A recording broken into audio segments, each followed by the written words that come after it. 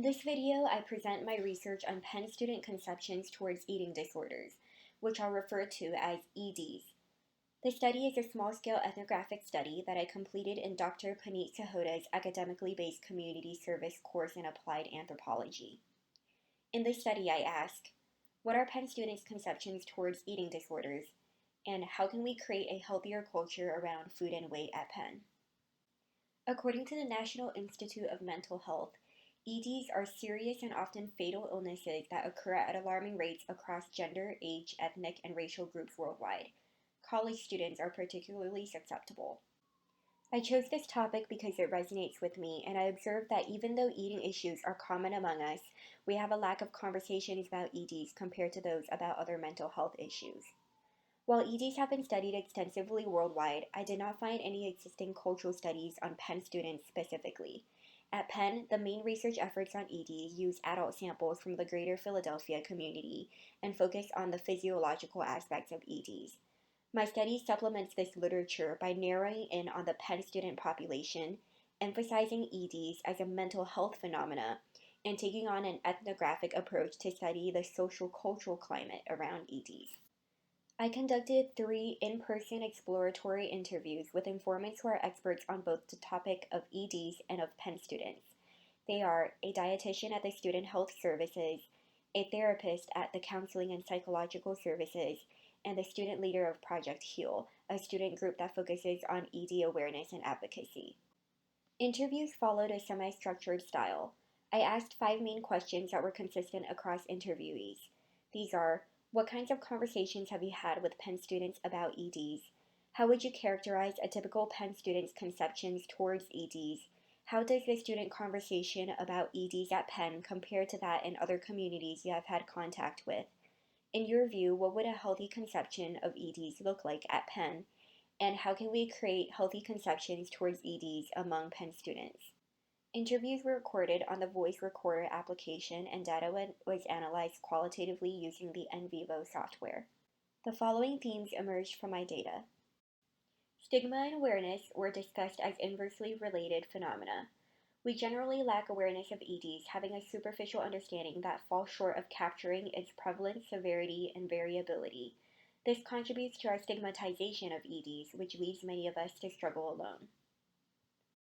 Another pair of interacting themes are identity and society. The first refers to our values, self-image, and demographic or niche within Penn. Societal factors encompass systemic issues such as food insecurity and unequal access to mental health resources, and social influences such as the media, which creates pressures to look or act in certain ways, as well as the language that we use to talk about diets and body types.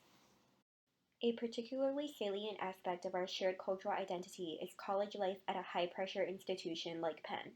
Stress takes a toll on mental health generally, and the competition at Penn adds to our tendency to compare ourselves to others and set high standards, not just academically and socially, but also in matters diet and body image.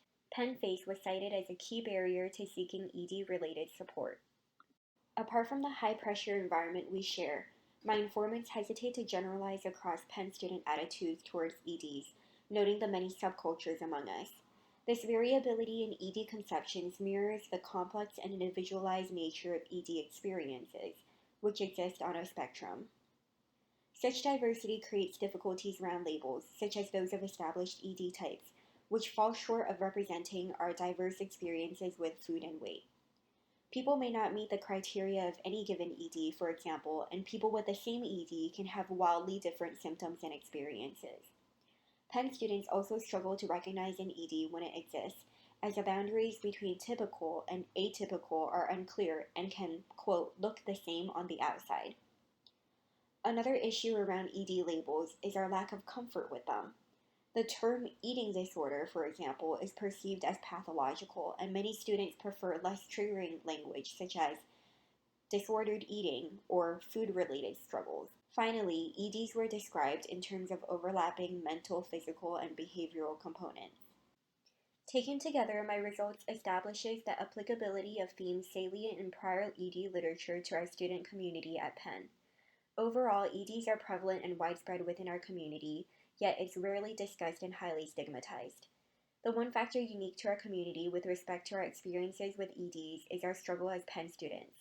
Otherwise, my research indicates that there is significant variation among us, as well as commonalities between Penn students and other populations. Thus, we cannot treat Penn students as a block. This complexity parallels the complex nature of our ED-related conceptions themselves, as they relate to the overlapping spheres of our lives, the personal, social, mental, behavioral, and physical. In addition to characterizing Penn student attitudes and experiences around EDs, the themes identified in this study have normative implications, providing a framework for creating a healthier Penn student culture around food and weight. Namely, effective interventions would increase awareness and lower stigma around EDs, strengthen identities, embrace diversity, and create a more supportive and academic and social environment at Penn. This study supports several initiatives affecting policy and practice at Penn. More campus-wide conversations about EDs and activities that engage students would help increase awareness and acceptance of EDs. These initiatives could be incorporated into and reinforce successful wellness programs that currently exist. Information about the usage and limitations of labels, sensitivity in talking about food and body image, and seeking ED-related support are among topics my data suggest Penn students could especially benefit from. Equality of access to resources needs to become an imperative at social and professional support resource centers, including CAPS and SHS, as well as student groups. ED recovery efforts need to be individualized, employ interdisciplinary teams, and empower students in the process. We also need to address the academic and career pressures at Penn. Continuing to promote mindfulness and general wellness on campus is critical. My study has the limitations typical of studies that are small-scale, qualitative, and with a cultural focus. Future studies can use larger and more diverse samples and combine approaches qualitative and quantitative and from a wider range of disciplines. The study raises numerous questions. For example, given the importance of ED awareness, what specifically about EDs do we know and what are the gaps in our knowledge? What kinds of messages do we propagate about body image and food? How can we better gauge the tipping point between healthy and unhealthy?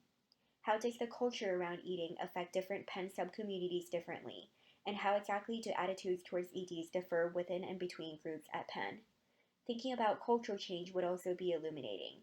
Who would be the agents of change and what would the process look like?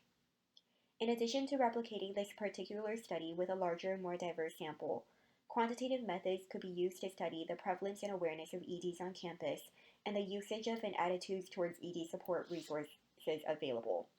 Pilot studies could test out strategies to educate and destigmatize EDs, and longitudinal studies could be used to explore how our attitudes shift over time and test existing and new intervention programs. Thank you for your attention.